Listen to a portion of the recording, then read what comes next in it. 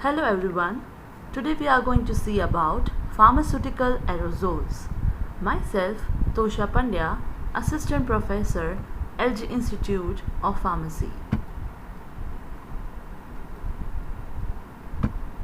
In this presentation, we are going to see about what are aerosols, its components like the propellants, the containers, the valve and actuators, the product concentrates, the manufacturing and quality control testing of aerosols, and the marketed products. What is aerosol and why aerosol? Aerosol is a pressurized dosage form containing one or more therapeutic active ingredient dissolved, suspended, or emulsified in a propellant or a mixture of solvent and propellant, which upon actuation emit a fine dispersion of liquid and or solid materials in a gaseous medium. The insecticide spray and the perfumes you use are the classic examples of the aerosol systems. Now, why aerosols? Aerosols because of the ease and convenience of application over other dosage forms. The dose can be removed without contamination, thus providing sterility. It also avoids first pass metabolism. The contents can be released in a controlled manner, thus increasing the efficacy of the formulation. The ideal characteristics of an aerosol system should be: they should be less explosive, should provide uniform and constant dose delivery, non-allergic, economic or low cost, should be easy to handle, non-breakable, thus promoting the transport, and should be eco-friendly. Following are the components of the aerosol system. The propellant, the container you can see divided into top, body and the bottom, the valve, the actuator, and the product concentrate. Propellants, the most important component of the aerosol package, which are responsible for developing proper pressure within the container. They provide the driving force to expel the product from the container. They can be broadly classified into two types: the liquefied gas propellants and the compressed gas propellants. As you can see, the liquefied propellants have the propellants in the liquid and the vapor form, whereas the compressed gas propellants have the propellant as vapor phase in the headspace. The propellants are designated by a nomenclature, especially by the three digits. The first digit is one less than the number of carbon atoms in a compound. The second digit is one more than the number of hydrogen atoms, and the last digit is the number of fluorine atoms. So suppose a propellant is having 2 number of carbon atoms, then in the nomenclature you will have 1. If the propellant is having 0 hydrogen atoms, in the nomenclature you will see 1. If the propellant is having 3 fluorine atoms, in the nomenclature it will be 3. The last digit will be 3. You can see the classification of the liquefied gas propellants and the compressed gas propellants.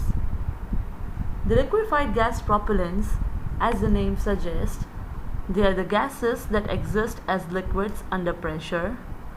As the valve is opened, some of the liquid propellant turns to gas, thus keeping the headspace full of gas. In this way, it helps in maintaining constant pressure. The classic examples of liquefied gas propellants are the chlorofluorocarbons and the hydrocarbons. The chlorofluorocarbons are the choice or have been the choice for oral and inhalation purposes because they are chemically inert, they are non-toxic, they are non-flammable, but because of the high cost, and the problem of ozone depletion they cause. They have been banned in many of the formulations, but still are a choice for inhalation uses. Example, dichlorodifluoromethane, that is propellant 12. The hydrocarbons are water-based aerosols and mainly used for topical purposes. They are inexpensive and do not cause ozone depletion, but at the same time they are inflammable and toxic in nature. Example, propane, that is propellant A108.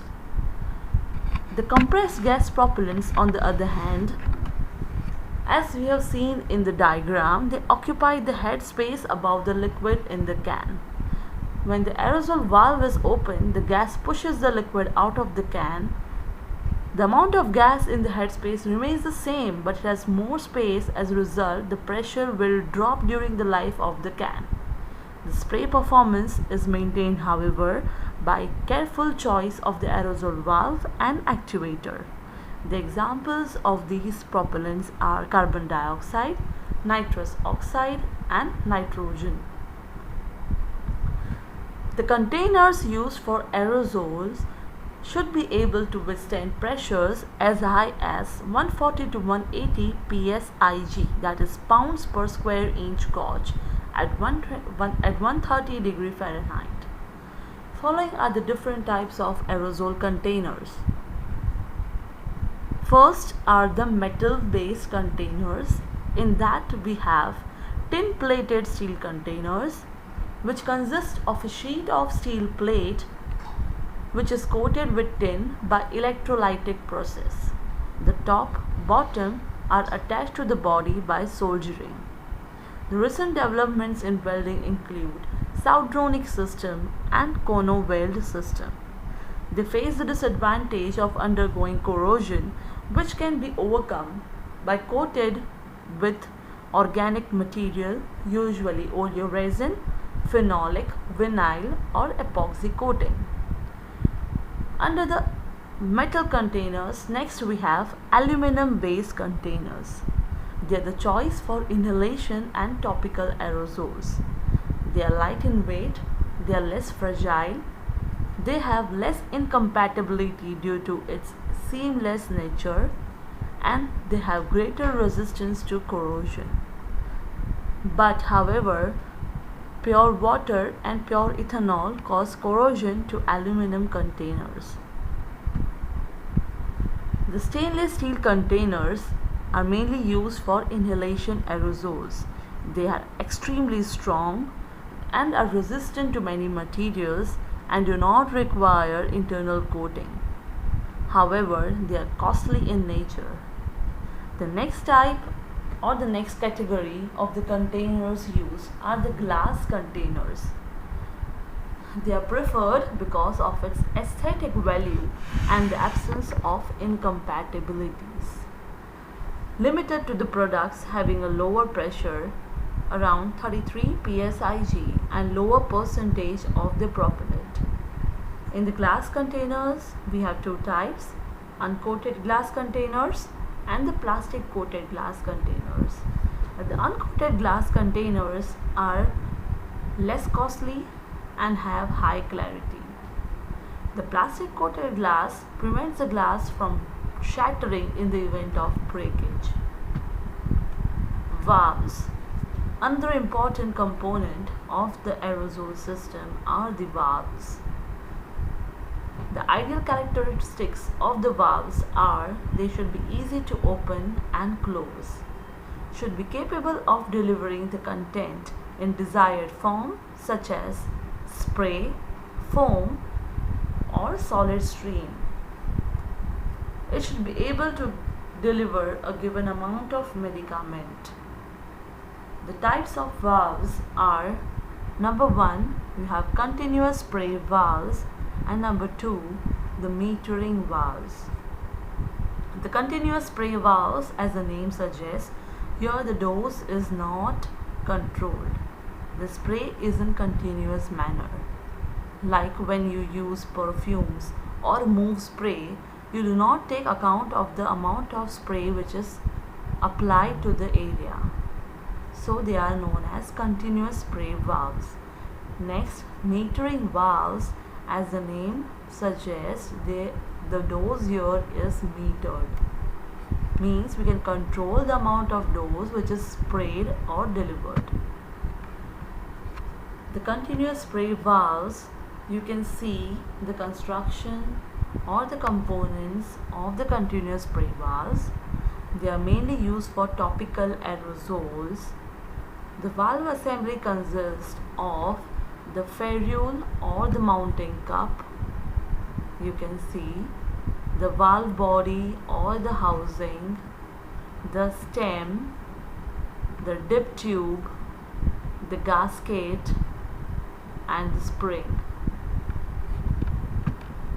The ferrule or mounting cup is used to attach the valve to the container.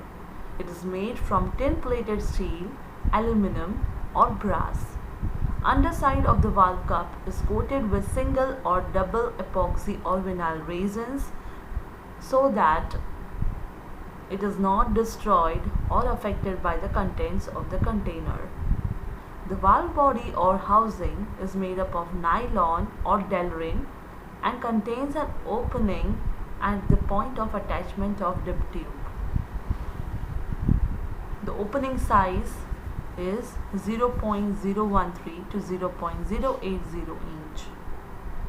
The stem is made from nylon or Delrin, brass, and stainless steel can also be used.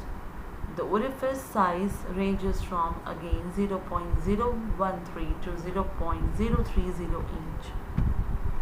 Gasket is made from Buna-N and neoprene rubber.